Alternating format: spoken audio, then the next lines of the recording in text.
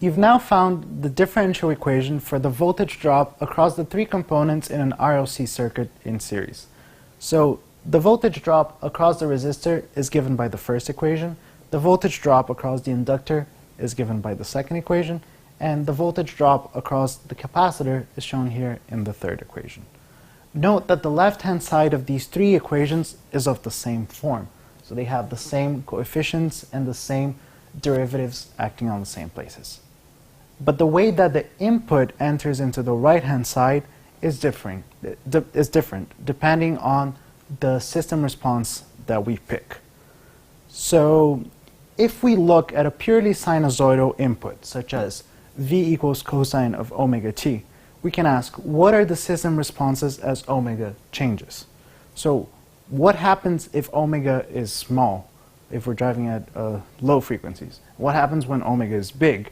And is there a value of omega that gives me a maximal response? And we'll see that the answers are different depending on the system response that we look at.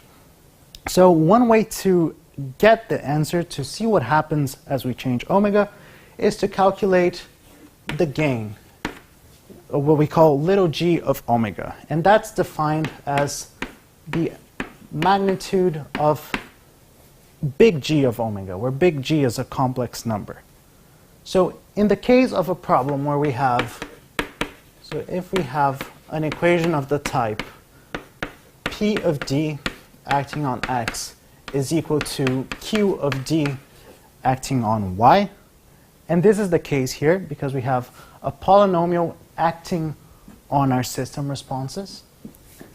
And then on the right-hand side here, we have another polynomial acting on the input, which is what we have in these three right-hand sides. So if we have a system like this, which we do, we can compute big G of omega, which is defined to be Q evaluated at I omega divided by P evaluated at I omega. So what that means is that we need to know what the polynomial Q of D is for each of these system responses, and we need to know what P of D is, again, for each of these differential equations. So let's do that. Like I said before, these three equations have the same left-hand side, meaning that the P of D, or the operator that it's being acted onto these system responses, is the same. So we have P of D for all three of these equations is equal to L times a second derivative, which we denote by D squared, plus R times a first derivative, as we have in all these three terms. And finally, we have 1 over C multiplied by the system response. I'll add the identity operator over here just to make this an operator. And this just means I'm multiplying my system response by a constant. And in order to calculate the complex gain, we need to evaluate P of D at I omega.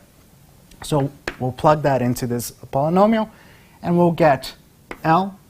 And then when I get an I squared, which gives me a negative sign, and then I get omega squared. So that's my first term.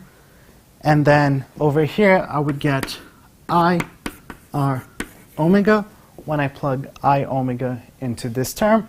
And finally, 1 over C is just a constant. So over here, we have computed the first part, and this is actually the same for all these three equations.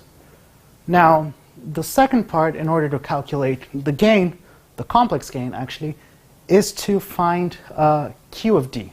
And now we need to look at each component separately. So first, we'll look at Q of R. So the polynomial acting on the input for the R component. So we're looking at this first equation, and we notice that the input is being acted by the polynomial R. We're multiplying by the constant R, and we're taking a derivative. So that's what we have here. I'll give you a little bit of time to work on the other two polynomials, and we'll get back in a little bit.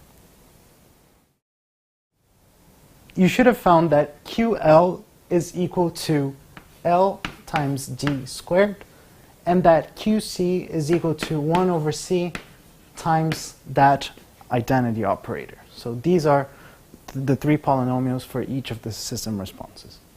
Now, what we're interested in, again, is calculating Q of I omega. So we want to calculate what this polynomial is when we're driving with the frequency omega.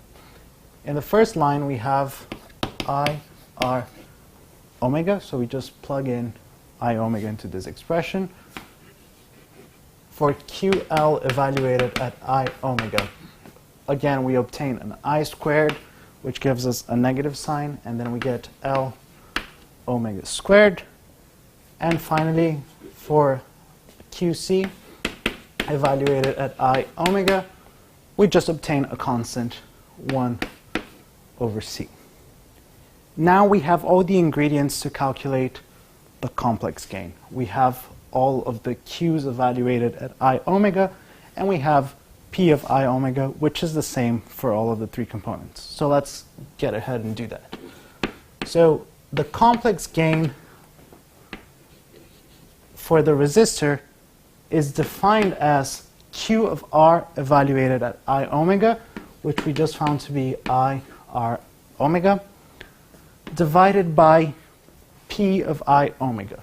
I'll just manipulate this equation a little bit so that my real part is together. So I'll write 1 over C minus L omega squared.